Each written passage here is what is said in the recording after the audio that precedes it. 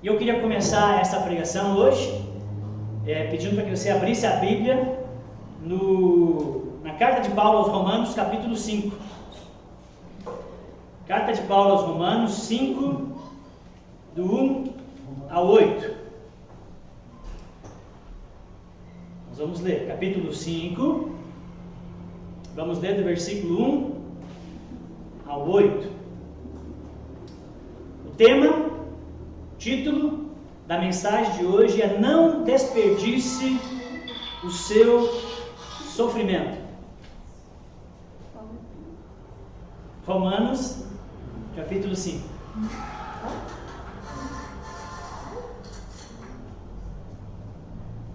Amém. Vamos ler? Então o versículo 1 diz: justificados, pois, mediante a fé, temos paz com Deus, por meio de nosso Senhor Jesus Cristo, por intermédio de quem obtivemos igualmente acesso pela fé a esta graça na qual estamos firmes, e gloriamo-nos na esperança da glória de Deus. E não somente isto, mas também nos gloriamos nas próprias tribulações, sabendo que a tribulação produz perseverança, e a perseverança, experiência, e a experiência, esperança.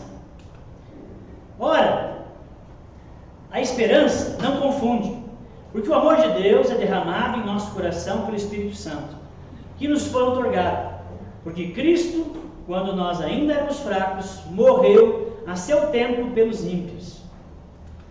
Dificilmente alguém morreria por um justo, pois poderá ser que pelo bom alguém se anime a morrer. Mas Deus prova o seu próprio amor para conosco pelo fato de ter Cristo morrido por nós, sendo nós ainda pecadores. Irmãos, eu quis esse texto aqui para nós começarmos a pregação. Apesar de nós não fazermos uma pregação expositiva, então nós não vamos ficar nesse texto, não é o nosso costume, porque as pregações aqui essa série tem sido temática, mas esse texto, ele justamente fala de benefícios do sofrimento, da dor, das tribulações, das dificuldades, ao ponto de Paulo dizer que ele se gloria, ele fica muito feliz pelas muitas tribulações que ele já passou. E alguns locais aqui das cartas, inclusive aqui, ele vai dizer assim, ele vai descrever tudo que ele já passou por amor a Cristo, suas tribulações. E ele sabe que a tribulação, ela produz perseverança. E a perseverança, experiência, e a experiência, esperança. E essa não confunde. Então, aqui nós vemos uma sequência lógica, fruto das tribulações, que Paulo consegue olhar para os tempos ruins que ele passou na sua vida e dar glória a Deus.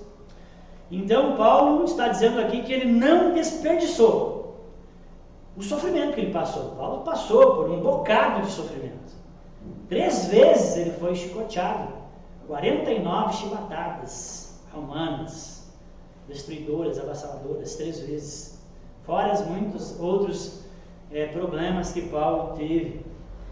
E ele vê benefício, ele não desperdiçou essas coisas difíceis, bastante difíceis que aconteceram na vida dele.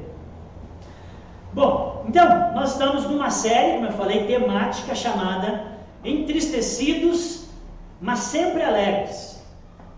É um fragmento do texto bíblico que está lá em 2 Coríntios 6,10. Entristecidos, mas sempre alegres. Onde nós estamos estudando o tema do sofrimento humano e qual que é a resposta cristã a esse dilema tão importante. Então, até aqui nós já vimos que todos os povos, sociedades e culturas tentam dar, de um modo geral, algum sentido para o sofrimento que as pessoas passam. Mas ninguém faz de maneira tão abrangente e tão satisfatória quanto a fé cristã, quanto o cristianismo ou quanto o ensino da palavra de Deus. Vimos também que uma vez que são inevitáveis alguns dos sofrimentos, então, uma hora eles vão bater na nossa porta, então é necessário que nós estejamos preparados para esses sofrimentos inevitáveis que um dia acabam chegando até nós. Nós temos que nos preparar para eles. E o tema da mensagem de hoje é: não desperdice o seu sofrimento. Porque além de estarmos preparados para alguns tipos de sofrimento que são inevitáveis, nós também precisamos aprender a tirar proveito. Nós temos que estar preparados. E eles vêm. Mas quando eles vêm, não basta só estar preparado. Você tem que ainda saber tirar proveito. Amém? Fazer um suco desse limão. Ok? É mais ou menos isso que nós queremos ver hoje. Na teologia cristã, na palavra de Deus, o sofrimento não é algo sem sentido. Não é uma interrupção da boa vida que você gostaria de ter. Não é um curto-circuito, um apagão. Não. O sofrimento no ensino cristão, ele faz parte da vida. Ele está incorporado à vida. Não era para ser assim, mas por causa do pecado ele está incorporado, então, na vida. As Escrituras nos ensinam que todas as coisas, versículo que todo cristão gosta, né? Todas as coisas cooperam para o bem daqueles que amam a Deus. Todas as coisas, incluindo sofrimento, dor e mal. Todas as coisas cooperam, ou seja, há proveito, há sentido, há propósito. Vimos ainda na pregação passada que sejam lá quais forem os propósitos ou sentidos que podem estar por trás de sofrimentos que você possa estar passando agora na vida, ou já passou, ou vai vir a passar, independente do sentido ou propósito que está por trás, nós podemos ter certeza que não é porque Deus não nos ama. O sofrimento que nós passamos não é porque Deus não se importa com a gente. A cruz de Cristo deixa isso extremamente claro, que os nossos sofrimentos não é porque Deus não nos ama, porque Deus enviou o seu Filho para morrer por nós. Cristo sofreu a dor suprema, a dor maior, para nos livrar do sofrimento eterno.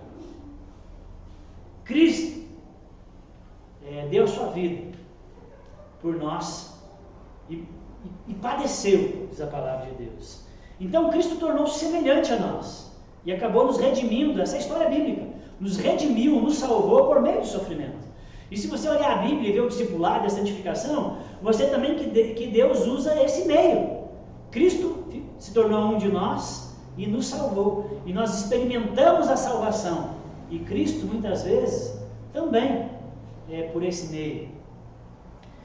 Bom, mas talvez essa ideia de que há um propósito no sofrimento lhe cause uma certa repulsa. Talvez essa ideia de que o sofrimento tem algum sentido não te cai muito bem. Que negócio é esse, pastor? Que negócio é esse, Marcelo? Essa conversa está parecendo masoquismo. Mas eu quero te lembrar, e a gente já viu isso na primeira mensagem, que a sociedade em que todos nós vivemos, a modernidade materialista, secular, individualista e ateísta, essa sociedade ela está focada apenas no bem-estar e felicidade do indivíduo. Felicidade é tudo. É isso que prega a sociedade, os filmes, propagandas, livros. Então, o meio que nós estamos inseridos, ele prega exatamente o contrário do que eu estou tentando dizer para você. E talvez esse sentimento de não estar entendendo, esse sentimento de oposição que eu estou falando para você, é justamente a influência desse mundo materialista, secular, que não vê sentido no sofrimento, que pode estar sobre você. O mundo que nós vivemos diz o seguinte: olha, você nasceu para ser feliz, então evite a dor e o sofrimento a qualquer custo, porque é sem propósito e é inútil o sofrimento. O fato é que não tem como nós evitarmos, essa é a verdade, você pode até tentar, mas nós não temos como evitar todos os sofrimentos. Alguns bem fortes, centrais: perda, pai, filhos, situações tristes acontecem. Então eu estou aqui para dizer a vocês que a Bíblia ensina exatamente o contrário do que o mundo fala por aí. O sofrimento é real, o sofrimento é inevitável, é muitas vezes injusto, porém tem propósito, tem sentido, é útil. E por isso que dentro dessa série, que a gente quer dizer para você, não desperdice o seu sofrimento. Mas como assim não desperdiçar o sofrimento? É saber tirar proveito, ok? É saber tirar proveito dele. Bom, para que todos nós aqui tenhamos maior compreensão e uma amplitude também maior naquilo que envolve essa questão de utilidade do sofrimento, eu quero trazer aqui duas perspectivas nessa noite. Eu quero falar da perspectiva, o ponto de vista secular, científico, a respeito disso que eu estou dizendo para vocês, da utilidade do sofrimento, há uma perspectiva da ciência. Então eu quero trazer aqui a perspectiva da ciência, mas também quero trazer a perspectiva da fé cristã, que o cristianismo fala sobre o sentido e o propósito do sofrimento. Então vamos lá. Primeiro, a perspectiva, o ponto de vista da ciência daquilo que eu estou apresentando para vocês. Os psicólogos e psiquiatras concordam que o estresse, de modo geral, é nocivo para a vida de qualquer pessoa. Pessoas submetidas a períodos, a situações de estresse, isso acaba sendo, de alguma maneira, nocivo para a sua saúde. Pessoas, por exemplo, que passam por um trauma, por exemplo, uma experiência de quase morte. Tem alguém aqui que já passou por uma experiência de quase morte? Geralmente, então, pessoas que passam por um trauma assim, elas desenvolvem, após passarem por esse episódio, elas desenvolvem um quadro de ansiedade. E muitas vezes se tornam bastante sensíveis e até super sensíveis. Elas tendem a ter maior facilidade em entrar em pânico em situações de estresse, em crise, em situações mais ameaçadoras. Ou até mesmo desmoronar com uma facilidade maior diante de futuras aflições. A morte de um cônjuge, a morte de um filho, a morte de pais, irmãos, amigos bem-chegados, um divórcio, um acidente muito sério, uma doença pessoal debilitante, perigosa, tensa, com altos riscos, muitas vezes também desemprego longo, dependendo da idade, a situação, um revés financeiro, uma falência. Tudo isso aí pode causar depressão, pode levar pessoas que estavam bem a um estado de depressão, a ataques de ansiedade, a um desenvolvimento de doenças físicas, principalmente cardíacas. Então os psiquiatras e psicólogos concordam com isso. Isso é fato e está comprovado na ciência. O estresse faz mal à saúde. Mas, porém, todavia, contudo, entretanto, tem mais alguma conjecção? Há estudos também e pesquisas científicas que apontam para os benefícios dos sofrimentos, dos males e as coisas ruins que acontecem na nossa vida. Jonathan Haidt, um psicólogo renomado, ele afirma que há base empírica ou base científica suficiente para o ensino bíblico de que as adversidades e até mesmo aflições são necessárias para atingirmos o nosso pleno vigor, o nosso pleno contentamento e desenvolvimento pessoal robusto. Olha só, a ciência tem pesquisas e mostra o quanto que pessoas que passaram por situações aflitivas superaram, se tornaram mais robustas, seres humanos melhores, mais plenos. Então há pesquisas nesse sentido. Por exemplo, situações aflitivas, adversas que você tenha passado, que podemos passar, elas têm o poder de mudar radicalmente aquilo que nós consideramos super importante na vida. Essa semana mesmo eu fui com o meu padrasto numa imobiliária, conversando com o dono da imobiliária, estava contando o caso de uma mulher que praticamente tinha fechado o negócio, ia comprar um apartamento, já estava tudo a papelada certa, as partes certas, o pagamento, ia pagar à vista, sei lá o quê, estava tudo certo. E aí na véspera lá de assinar as coisas, a mulher pegou Covid. E foi forte, muito sério, risco de morte, andou perto, escapou, salvou. E aí ela desistiu de comprar o apartamento. E ela disse, eu não vou mais ficar investindo, era uma investidora, ela só estava movimentando seu capital. Ela disse, quer saber? Eu não vou mais comprar apartamento não, eu vou viajar. Eu vou aproveitar a vida, porque você não me adiantar para nada se eu tivesse morrido. Situações de adversidade têm o poder de mudar consideravelmente aquilo que nós consideramos importante na vida. E outro exemplo é que também essas situações podem nos levar, muitas vezes, a nós tratarmos muito melhor as pessoas. Depois que você passa por apertos, por dificuldades, você se torna uma pessoa mais solidária. Você tem o poder de ter maior empatia com as pessoas, misericórdia, se torna mais tolerante. Esse tipo de coisa acontece. Haidt, o psicólogo, ainda diz que facilmente nós podemos testemunhar na vida das pessoas que passaram por momentos de sofrimento 3 benefícios. 3 benefícios ele diz que facilmente se identifica no ramo da psicologia e psiquiatria nas pessoas que passam por situações assim. Então, o primeiro quem atravessa e vence o sofrimento se torna mais resiliente. Aflições, tensões, dificuldades, sofrimento tem o poder, se você superar, de fazer de você uma pessoa mais resiliente. O que é a resiliência?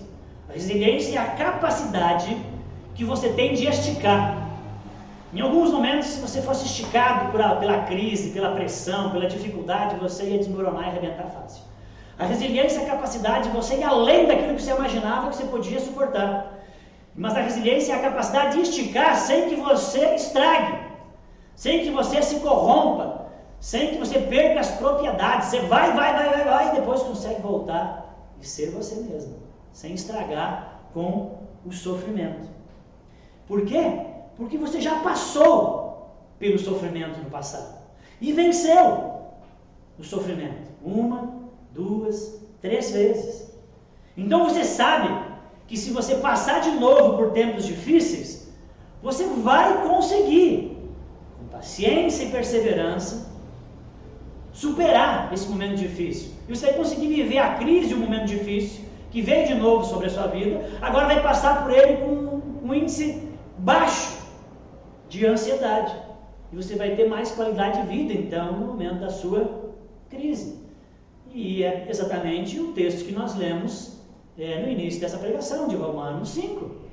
Não é? A tribulação gera perseverança, perseverança, experiência, experiência, esperança, a esperança não confunde, você vai amadurecendo e vai fluindo nesse negócio. Segundo, o sofrimento, uma vez que você atravessa e vence, ele tem o poder de fortalecer os relacionamentos e estreitar os laços familiares. Você já passou por uma tensão muito difícil, um sofrimento muito grande? Talvez você possa testemunhar isso. Quando alguém está sofrendo muito, ela acaba sendo cercada por algumas pessoas e ajudadas, né? Então esses momentos difíceis acabam levando quem sofre a desenvolver laços fortes de amizades, de companheirismo, profundos, com pessoas e às vezes com grupos, que depois permanecem após superado o momento de crise. E isso é muito bom, isso é muito bom. Mas isso só aconteceu por causa do sofrimento. Você se tornou muito mais amigo, muito mais chegado, mais próximo da sua comunidade, da família e de algumas pessoas por causa do sofrimento. Né? De repente você perdeu o emprego, de repente, em função de você ter perdido o emprego, os irmãos da igreja se mobilizaram e aí pagaram algumas contas, te ajudaram, né? Te socorreram com uma cesta básica, alguma coisa assim, e você conseguiu se manter, né? E você pôde correr atrás com tranquilidade de um novo trabalho, os irmãos se mobilizaram nos contatos. Então rola uma intensidade, uma amizade, um aprofundamento.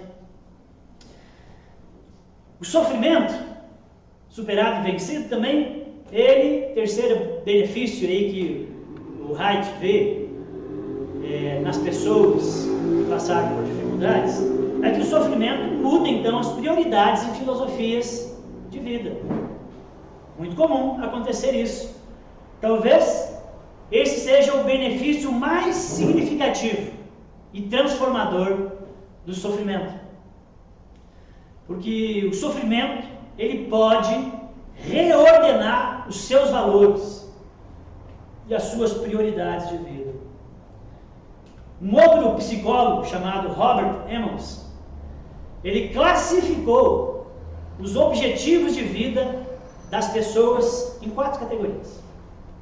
Esse é um estudo no campo da psicologia, e as pessoas geralmente, quando pensam no sentido e no propósito da sua existência, da sua vida, o que toca a sua vida, o que elas querem da vida, elas vão cair numa dessas 4, ou às vezes uma mistura dessas categorias. Então, ele diz o seguinte: as categorias que são os objetivos de vida das pessoas. 1. As pessoas vivem para realização e felicidade pessoal. Isso é algo que move as pessoas, é isso que eu quero, tudo que eu faço é para isso, realização e felicidade pessoal.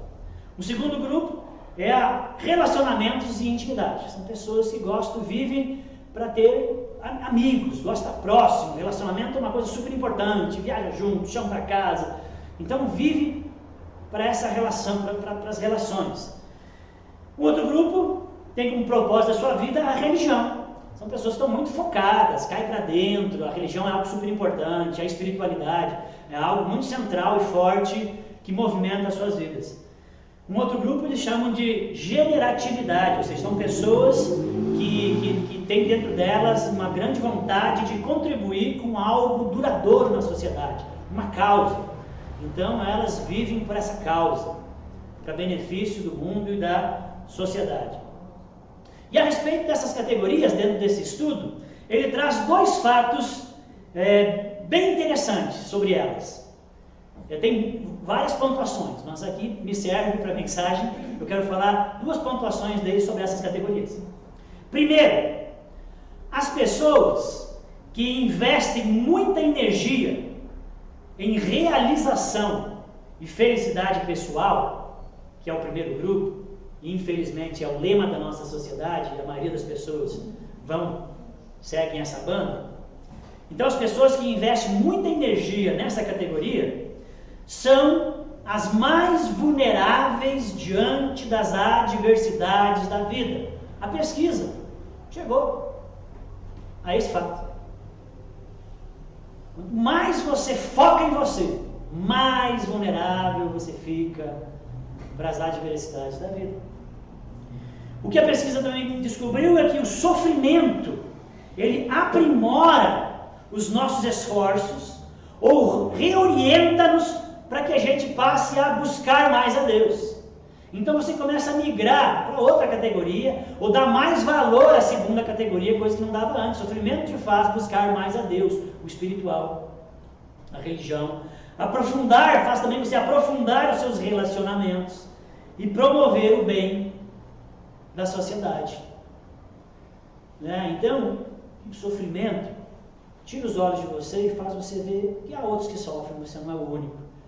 Faz você abrir os olhos para outras coisas. Irmãos, sinceramente, se você for sincero, sinceramente, o nosso conforto, a nossa liberdade E nós buscamos cada vez mais liberdade financeira, segurança e conforto. Mas, sinceramente, o nosso conforto e liberdade nada fazem pelas 3 últimas categorias. Nada faz. Só alimenta egoísmo e individualismo. Então, nós concluímos que problemas, tribulações, aflições, sofrimentos nos tiram de certos projetos de vida e nos colocam, muitas vezes, em outros melhores. Às vezes, não. Às vezes te tira de uns e te coloca em outros piores. Mas a pesquisa aqui mostra que muitas pessoas focadas num projeto tão egocêntrico, tão, às vezes elas são levadas a uma vida mais bela, mais leve, após passar por sofrimento e dificuldade. Então, atenção, eu não estou aqui defendendo o sofrimento. Eu não estou aqui festejando a dor. Muito menos banalizando a necessidade que se existe de amenizar o sofrimento das pessoas sempre que nós pudermos. Não estou ignorando a dor, nem propondo isso. Pelo contrário, a Bíblia diz que Deus sofre quando nós sofremos. Quando Lázaro morreu, Jesus sofreu. Jesus entristeceu. Jesus ficou irado com a morte. Mas ele sabia que ele daria o golpe final nela, mais ali na frente. Deus sofre quando nós sofremos. A Bíblia está cheia de lamentos e de clamores de pessoas em sofrimento que são feitos a Deus. E Deus não censura isso na Bíblia. Então nós não somos negacionistas ou pare de sofrer. Não é isso. Então eu vejo que há equilíbrio e coerência na Bíblia. Então Deus sofre quando nós sofremos. Mas por outro lado, eu também vejo nas Escrituras Deus permitindo o mal, para que mais tarde a gente veja Ele usando esse mal para gerar o bem. Amém? Eu vejo isso. Eu vejo Deus dando sentido ao sofrimento, tornando o sofrimento útil. Bem, resumindo, na perspectiva científica, a dor e o sofrimento têm benefícios também. Eles podem produzir resiliência, caráter, esperança. E a palavra de Deus concorda com essas pesquisas científicas, concorda naquilo que a ciência fala sobre dor e sofrimento nesse sentido. Então, tire proveito, meu irmão. Não desperdice sua dor e seu sofrimento. Ok? Vamos à perspectiva bíblica, ou cristã, então, a respeito do aproveitamento da dor. Então, a perspectiva bíblica diz o seguinte: segundo a palavra de Deus, o que também é defendido por todas as linhas teológicas sérias, o propósito supremo da vida humana, qual é? Glorificar a Deus. Muito bem, irmãos, vai ganhar uma estrelinha. Então, segundo a Bíblia e segundo as linhas teológicas mais sérias, o propósito supremo da vida é glorificar a Deus. É para isso que nós nascemos. É para isso que nós continuamos vivos. É para isso que nós existimos. Glorificar a Deus. Só que essa ideia de que a vida é para glorificar a Deus também tem implicações quanto ao sofrimento e à dor que nós passamos. Porque se a dor e o sofrimento faz parte da vida e a vida é para glorificar a Deus, então o sofrimento que faz parte das nossas vidas também precisa cumprir a esse propósito. Significa que, em primeiro lugar, o propósito do sofrimento em nossas vidas é glorificar a Deus. Mesmo, Ricardo, que isso seja difícil de entender. Bah, diz o gaúcho, ou diz você, é difícil de engolir mesmo essa. Você pode estar pensando. Mas então vamos para a palavra de Deus. Você sabia que as palavras sofrimento, Thaís, e glória, essas duas palavras, aparecem juntas num número bem surpreendente de versículos na Bíblia, inclusive no texto que nós lemos lá no início, eu não vou voltar de ler. Esses dois temas aparecem juntos em vários versículos. Vamos ver? Romanos 8, 17 e 18. Ora, se somos filhos, somos também herdeiros, herdeiros de Deus e co-herdeiros com Cristo. Se com Ele sofremos, também com Ele seremos glorificados. Porque para mim tenho por certo que os sofrimentos do tempo presente não podem ser comparados com o quê? A glória a ser revelada em nós. Viu só? Olha só também esse texto. 2 Coríntios 4, 17. Porque a vossa leve e momentânea tribulação, sofrimento, produz para nós eterno quê? Peso de glória, acima de toda comparação. Efésios 3,13. Portanto, vos peço que não desfaleçais nas minhas tribulações por vós, pois nisto está a vossa glória. A cara de vocês está igual das pessoas ali? 1 Pedro 1, 6 e 7. Nisso exultais, soltem fogos, batam palmas. Nisso exultais, embora no presente, por breve tempo, se necessário, sejais contristados, entristecidos, por várias provações, para que, uma vez confirmado o valor da vossa fé, muito mais preciosa do que o ouro perecível, mesmo apurado por fogo, redunde em louvor e glória e honra na revelação de Jesus Cristo.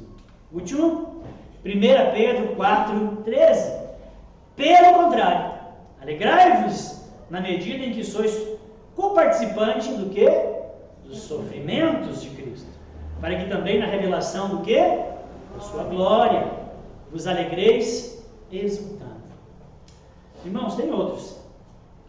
Irmãos, isso é bem significativo.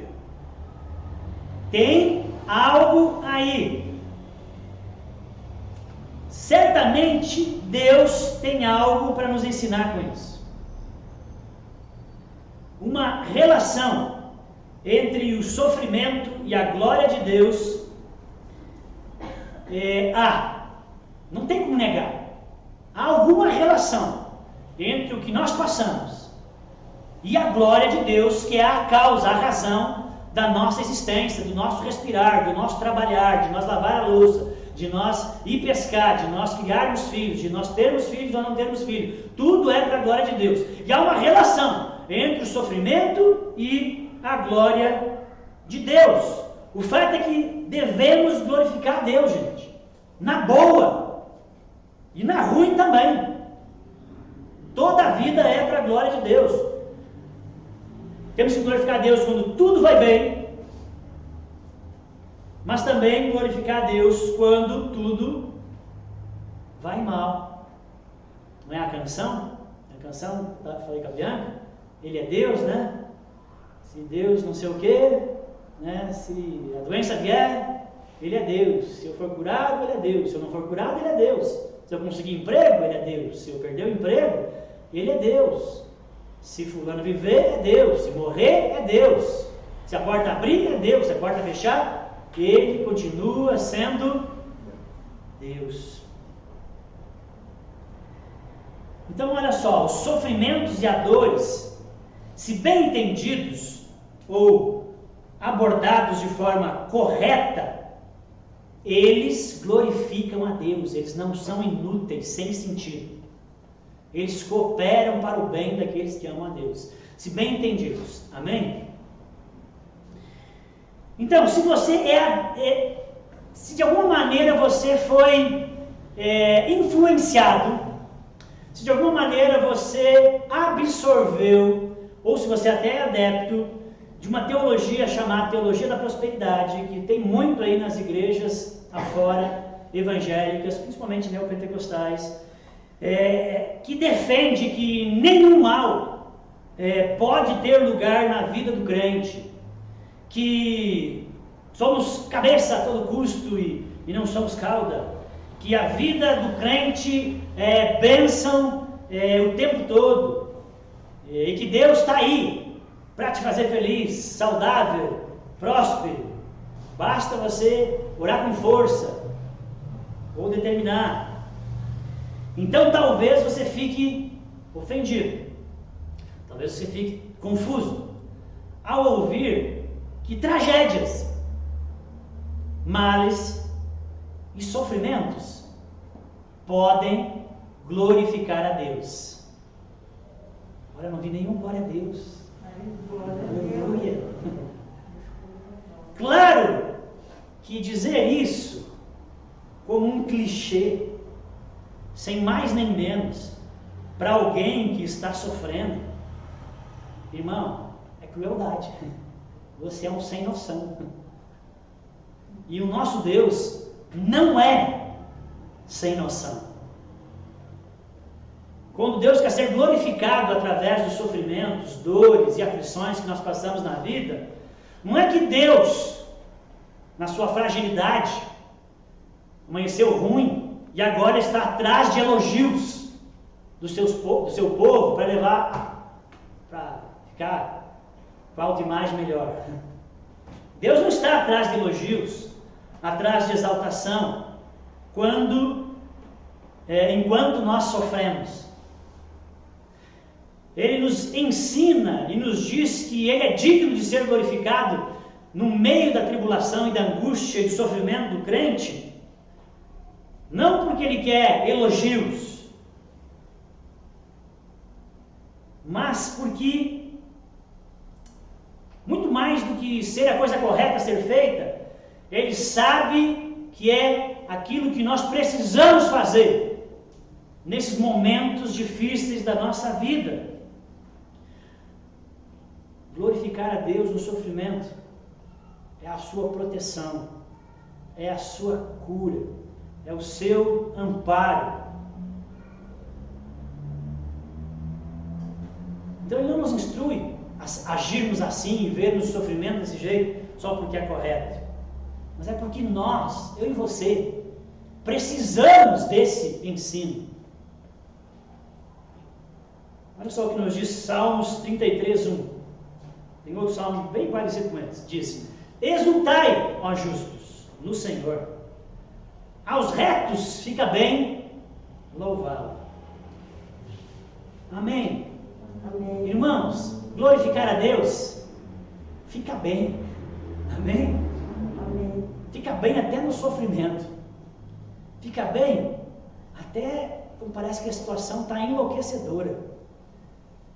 Aos retos fica bem glorificar a Deus. Mas você pode estar perguntando: o que é a glória de Deus, então, para que eu viva para ela? O que é a glória de Deus? Entender o que é a glória de Deus é fundamental para você viver para a glória de Deus, para você viver para glorificá-lo. A glória de Deus que nós buscamos nada mais é do que a magnitude de todos os seus atributos e qualidades. É a imensidão, é a grandeza e a beleza fantástica da natureza de Deus. Pensando na glória de Deus, nós poderíamos definir, dizer que Deus é aquele que é infinitamente além. Ele é infinitamente além da nossa compreensão. Você não vai conseguir compreender totalmente Deus, pensando em todas as suas qualidades, atributos, grandeza, poder, sabedoria, tudo. Ele é infinitamente além da nossa compreensão, infinitamente além do nosso alcance e do nosso controle. Não significa isso que ele não possa ser conhecido, que nós não possamos ter alguma percepção e entendimento de quem Deus é. Ele pode e ele quer ser conhecido, e ele se revela através das Escrituras, e ele se revelou de uma maneira bem entendível ao homem quem ele é na pessoa de Jesus Cristo. Então ele pode, não significa que ele não pode ser entendido. O que não pode ser é esgotado. Nós humanos, o finito nós é incapaz do infinito. Não tem como nós conceber. Não tem como nós esgotarmos esse conhecimento. Não podemos conhecê-lo exaustivamente, saber tudo de Deus. Eu sei tudo da vontade de Deus. Eu sei tudo sobre os desígnios, os planos, o jeito de Deus fazer. Eu sei tudo o que Ele quer. Ele não é, de alguma maneira, previsível. Deus não é sempre previsível. Ele foge à nossa plena compreensão. Isso significa que ele não pode ser, gente, presta atenção, que é um pecado terrível que nós cometemos. Deus não pode ser enquadrado. Ele não pode ser colocado contra a parede. Ele não pode ser colocado dentro da sua caixinha. Ele não pode ser domesticado aos seus gostos e prazeres. Significa que ele está fora do nosso controle. Só que isso é um problemão para a sociedade moderna que nós vivemos e que você faz parte. É um problemão porque nós detestamos não ter o controle das coisas. Para tudo há uma técnica. Essa é a sociedade moderna, ela é caracterizada pelo tecnicismo. Então nós detestamos não ter o controle. E Deus é incontrolável.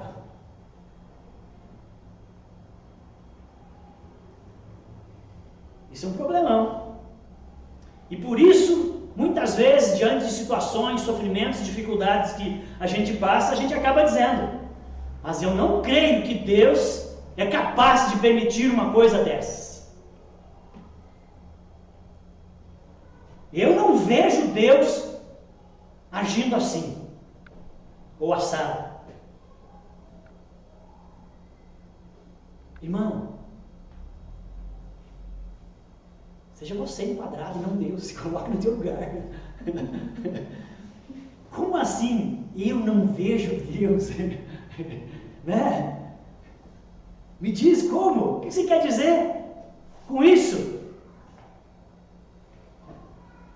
Jó, livro de sofrimento, por que o justo sofre? Jó, quando tentou enquadrar Deus,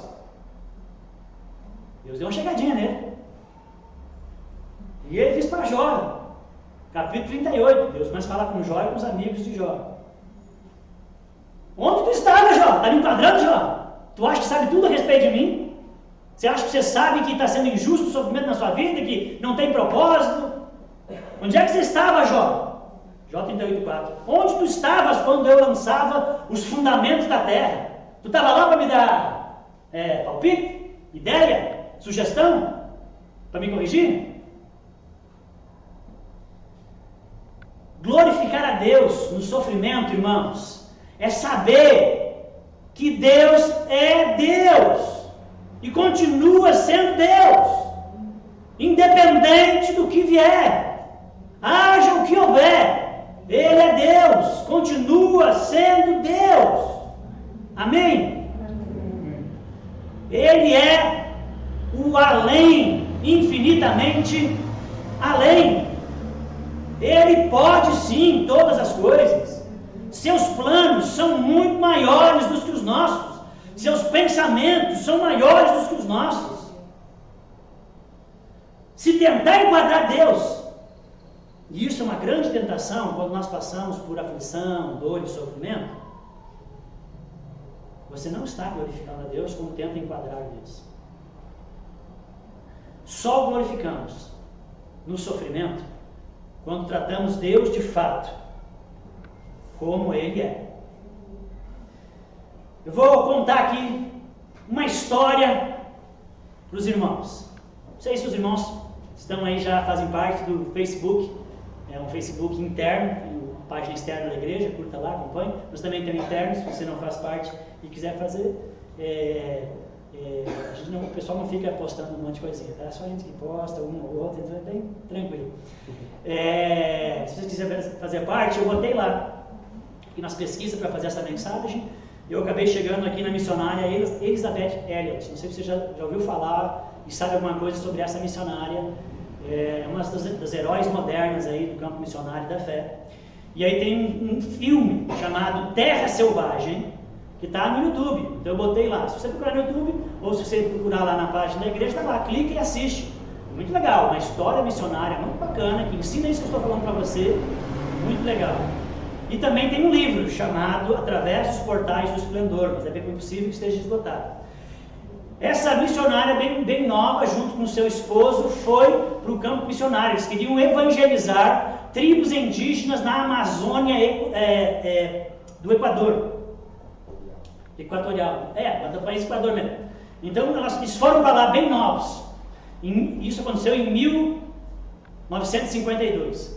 Depois de 4 anos convivendo com os índios e já trabalhando lá e fazendo alguma coisa, mas eles queriam muito entrar mais no coração da selva, nas montanhas, e chegar em tribos que ainda não tinham tido contato, em tribos que estavam totalmente isoladas. Eles queriam muito levar Jesus para essas pessoas. E então, em 1956, os maridos foram numa expedição, depois de alguns indícios e contatos e tal, eles achavam que as tribos estavam em tal local, e eles foram. E os índios mataram. Eram 5 casais missionários que foram com filhos ou tiveram filhos lá na obra missionária no meio da selva. E os índios mataram os 5 maridos e ficaram as esposas com bebês recém-nascidos no meio da selva. Então, Elizabeth Elliot é uma dessas esposas. Então eles vão embora, mas ela volta 10 anos depois para morar com a tribo que matou o seu marido, para evangelizar eles. O evangelho chegou lá. Então ela tem muita história bacana, é uma grande missionária. E aí ela casa de novo, o marido morre de câncer, ela tem alguma coisinha para nos ensinar sobre sofrimento. E então ela escreve um livro chamado Nenhuma Imagem de Escultura. Esse livro é um romance, é uma ficção. E dentro desse romance, dessa ficção que ela construiu, na verdade ela está contando a história dela. Bem parecido algumas coisas. E é sobre esse livro que eu queria contar aqui para vocês essa história então. Então a história desse livro é sobre uma missionária chamada Margaret, que dedicou toda a sua vida, foi fazer faculdade, foi fazer curso de letras, de linguista, de não sei o que, de tradução de Bíblia. Ela queria muito trabalhar na tradução de Bíblias, e essa missionária queria traduzir a Bíblia para o dialeto de tribos indígenas do Equador, da Amazônia Equatorial.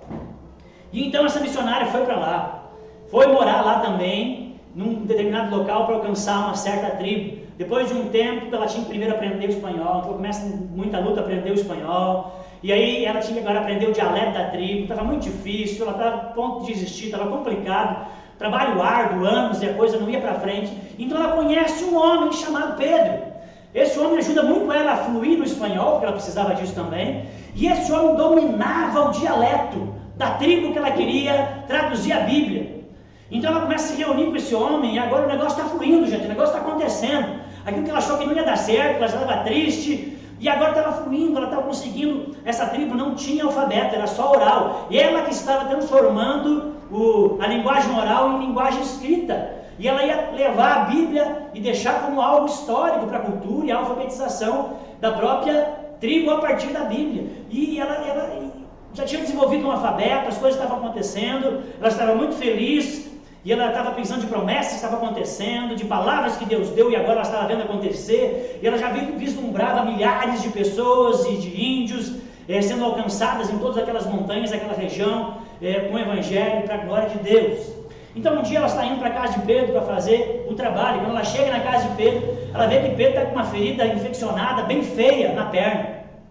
Um dos trabalhos do missionário numa época e num local rural tão difícil, então, além de ser da espiritualidade, ela também funciona como uma enfermeira, né? Então ela sempre carregava consigo ampolas de penicilina. Ele estava inflamada, a perna estava feia, ele sabia disso, então ele pede para ela aplicar a injeção. Então ele aplica uma injeção de penicilina no Pedro. Segundos depois da aplicação, Pedro começa a convulsionar e a passar mal. Ele teve um choque anafilático, uma reação alérgica à penicilina. E as pessoas começam a gritar, os familiares estão enlouquecidos, chorando, gritando, dizendo para ela: o que você fez? Você está matando o nosso pai, você está matando meu esposo, o que você fez? E ela, em silêncio, ela ora a Deus, ela clama a Deus pedindo ajuda. Ela diz: Senhor, Deus e Pai de nosso Senhor Jesus Cristo e de todos nós aqui, se o Senhor nunca, desesperado, né? Se o Senhor nunca ouviu as minhas orações, ouve essa agora, eu imploro, salva o Pedro, salva ele, Senhor. Mas Pedro só piora, então ela ora de novo silenciosamente: Senhor, o que será da esposa? Ela não tem nada quem sustente, é Pedro que cuida dela. Olha os filhos, que vai ser deles? Senhor, que vai ser da obra? Olha o trabalho que nós estamos fazendo, está bonito. O Pedro é o único, Senhor. Só ele sabe esse dialeto. Se ele morrer, acaba aqui, não tem como levar adiante. Tem misericórdia. Rufam os tambores. Mas Pedro morre. E aquele promissor trabalho missionário morre junto. Todos os anos, todo o tempo de estudo, todos os contatos, todos os recursos levantados, os sonhos, o que se renunciou, em vão, perdido.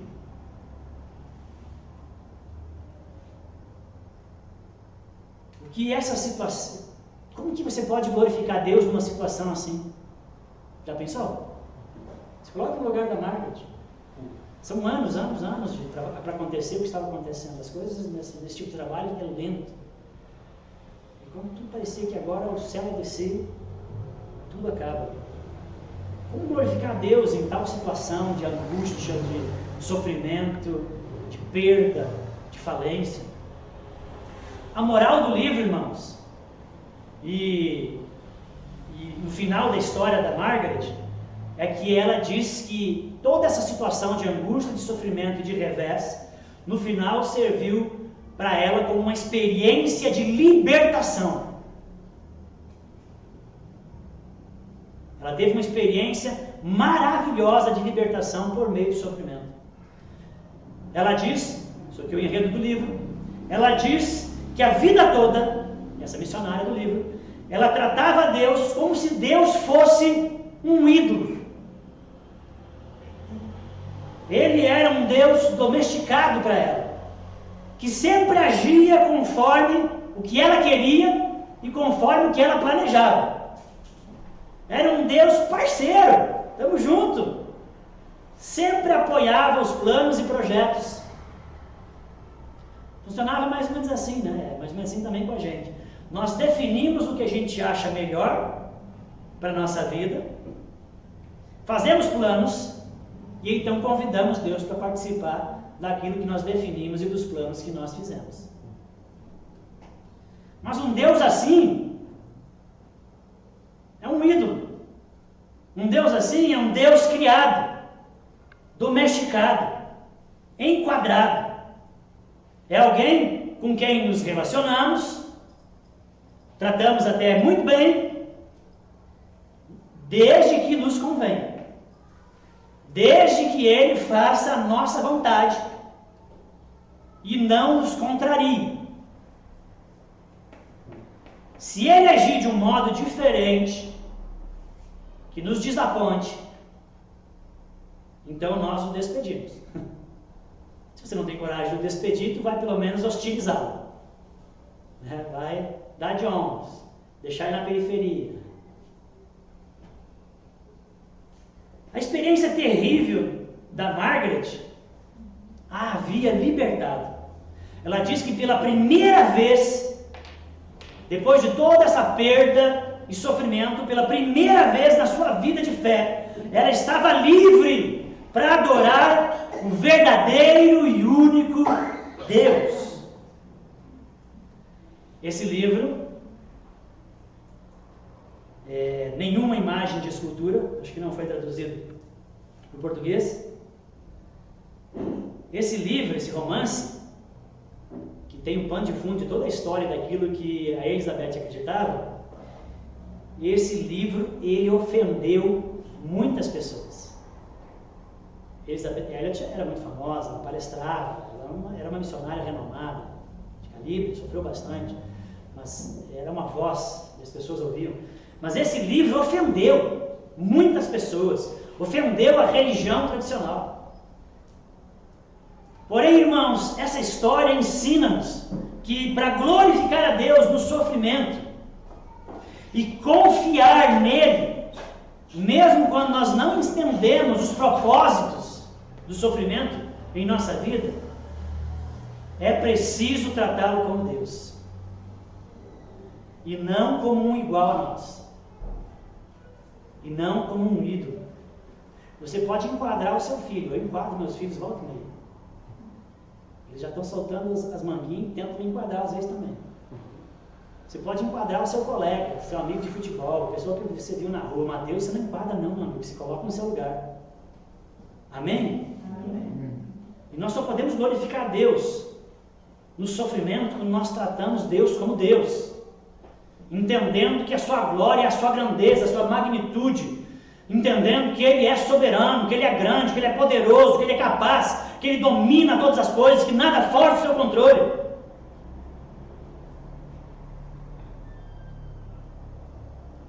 Precisamos vê-lo como um ser glorioso, infinitamente superior a nós, infinitamente mais sábio. Você pode não entender, mas Deus é sábio. Amém? Amém. Infinitamente capaz, bondoso. Ele está no controle. Amém? Você pode confiar. Deixe Deus ser Deus. Estou repetindo essa frase aqui, mas ela é de Lutero. Lutero falava muito disso e falava isso. Deixe Deus ser Deus. Senão, o que você vai ter é só a manifestação de uma projeção de Deus. E você vai ser roubado da experiência maravilhosa desse Deus glorioso. Quando nos comportamos de maneira apropriada com relação a Deus, a nossa alma encontra descanso, irmãos. Até mesmo no mais intenso sofrimento. Porque nós alcançamos um descanso que não está firmado em circunstâncias, mas na glória de Deus e no seu caráter glorioso e no seu amor por nós. Elizabeth Elliot diz uma frase que eu queria que você entendesse para nós terminar aqui essa mensagem. Toda a história de vida dela, e pensando no sofrimento, as reflexões, o ensino dela, ela dizia o seguinte: seja lá o que estiver no cálice que Deus está me oferecendo, dor, tristeza, sofrimento, lamento, ou superabundantes prazeres e alegrias, eu estou disposta a tomar, pois eu confio nele. Amém? Você não precisa estar no controle, basta saber que Deus está. Você não precisa entender tudo, Deus sabe de tudo e é extremamente sábio. Não desperdice o seu sofrimento, ele tem utilidade emocionais, nós vimos nos argumentos científicos ali, e ele também tem utilidades espirituais, podem te levar a uma maturidade, a um relacionamento superior, te libertar de projeções e construções que você fez e que pegou do que esse mundo plantou em você e agora você traz para dentro da religião, sua relação com Deus. O sofrimento tem o poder de tirar essas impurezas e você ter um encontro com Deus verdadeiro e se relacionar com Deus verdadeiramente. Não esqueça, o sofrimento e a glória andam de mãos dadas. É assim, segundo as Escrituras. Por que ou como isso acontece, não sei, mas tá bom? Filipenses 2, de 5 a 8, nos diz que Cristo deixou sua glória, a glória do Pai, que se fez um de nós. Jesus perdeu a sua glória, irmãos, para que eu e você fossem revestidos dela. Amém? Jesus ficou de fora da glória, para que eu e você pudéssemos entrar nela.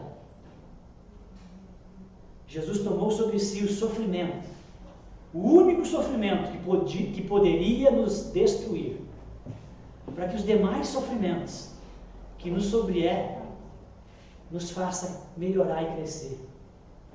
Amém?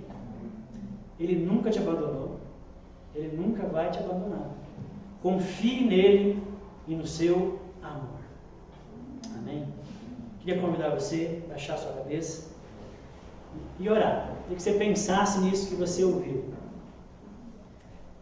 Que você realmente refletisse naquilo que você entendeu, naquilo que você gostou, naquilo que te provocou, naquilo que te incomoda. Se você se viu nessa mensagem, fale com Deus a respeito disso. Se você está num momento de sofrimento, que sentido isso aqui que você ouviu te ajuda. Se você não está num momento de sofrimento, que você guarde essas verdades e que elas abençoem a sua relação com Deus para ser também liberta de impurezas e de pensamentos errados a respeito dele.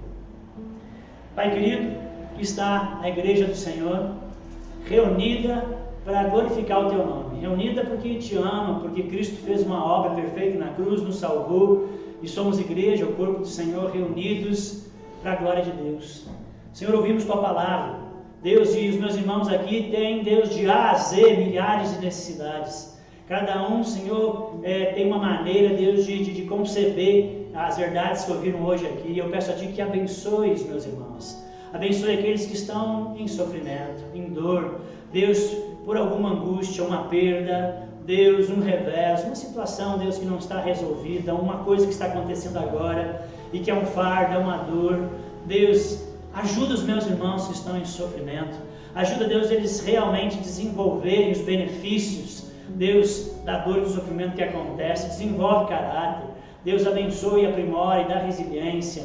Deus, dá esperança. Deus, eleva os meus irmãos a um nível de maturidade e descanso em Ti. Deus, coisa que não tinham experimentado ainda.